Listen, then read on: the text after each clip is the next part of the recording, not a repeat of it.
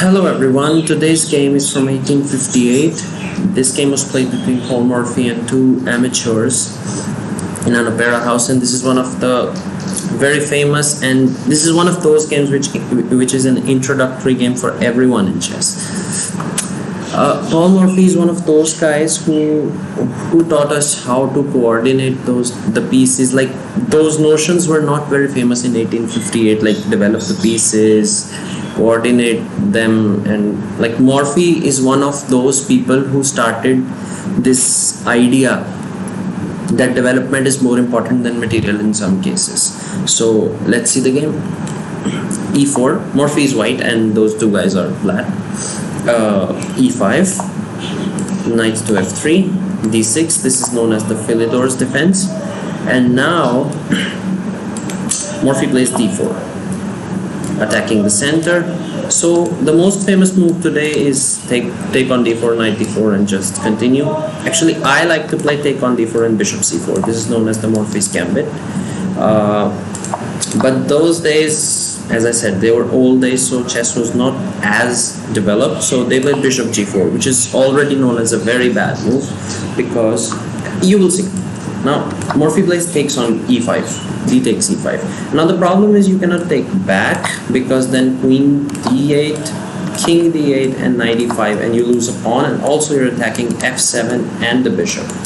So let's say he plays bishop D6, defending, and already white is a pawn up, has a good development, and white is better. Well, let's say anything can knight C3, and just the game continues.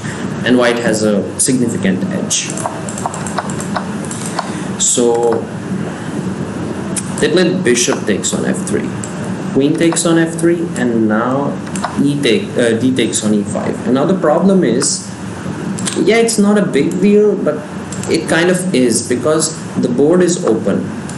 As you can see, it's not a closed position. So white has the bishop pair, so definitely white is better. So Morphy played bishop to C4, attacking the F7 pawn, and he played knight to F6. They played knight to F6, and now here Morphy played queen to B3. And now there's a problem.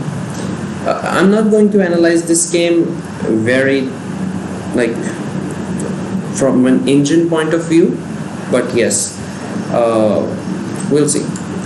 Now he's attacking F7 and queen and B7 pawn, and now he can only defend one, so he played queen to E7. And for those of you who are new to chess, knight to E4 is impossible because bishop E4, and this is checkmate. And let's say we play king D7, again queen E6 is checkmate. So that's impossible for those of you who are thinking. So you have to play queen to E7, sorry, guarding this pawn.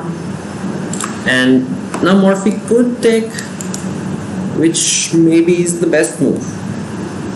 Yeah, according to today's engine, this may even be the best move, but there is a thing that Morphy doesn't go for material, as I told you. He likes to play actively, and if queen B7, there's a problem. Queen B4 check, we trade queens, and Morphy's up a pawn. Yes, that is true. Let's say he plays C3, let's say. So Morphy is up a pawn, and yes, white is better, but Morphy chose another way. He said, I'll play knight C3 and not allow queen B4 to come with check, so there's no trade of queens. So he played C6, defending the B7 pawn, and now Morphy plays bishop to G5, pinning the knight. Now this knight cannot move because the queen is hanging.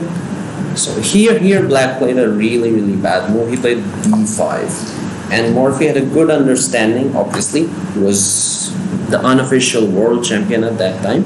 So the problem is you can take. And why you can take, you'll see. Knight takes on B5, pawn takes on B5, and bishop to B5. Now there's a problem. Where do you move the king? If you move the king to, let's say, D8, then just queenside castle. And this is more or less over. This is just brutal. Let's say king C7 and rook to D3. You just come in. This rook is coming here. This is brutal. So, yeah.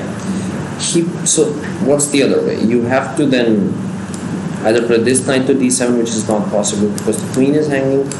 So you played knight b to d7, and now Morphy just castles, putting pressure on the knight and threatening to take bishop f7 or rook f7. He played rook to d8, thinking that he's defending the knight, and now again the same idea. Morphy doesn't care for material.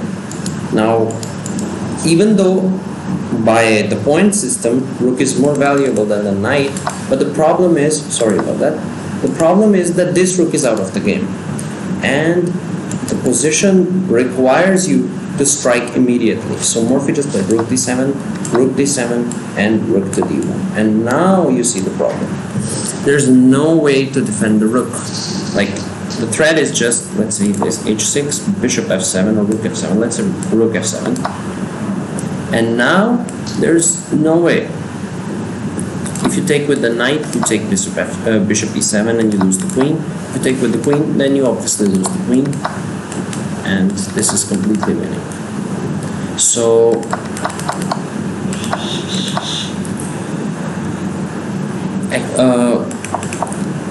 basically here, rook d7, rook d7, rook d1, and now he played queen e6, thinking that now if bishop e7, let's say bishop e7, knight d7, and the queen is not pinned. So, but this is exactly what Morphy played. Bishop f7, knight f7, and now you can pause the video to find the move. It's actually very simple, but it again shows that the last two moves completely show that piece coordination is above everything else. So I hope you have paused the video and tried to guess the move, and most of you will probably know it. Queen to b8. Just give up the queen, and you see the king has nowhere to go. All the squares are controlled, so you have to take the queen, and now rook to d8, checkmate. See how only two pieces of Morphy are there on the board, and both of them are coordinating so well to deliver a checkmate, and this is the game.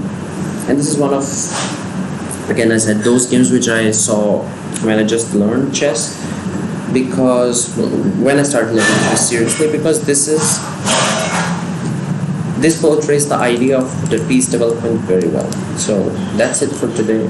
Thank you all for watching, and I'll see you soon.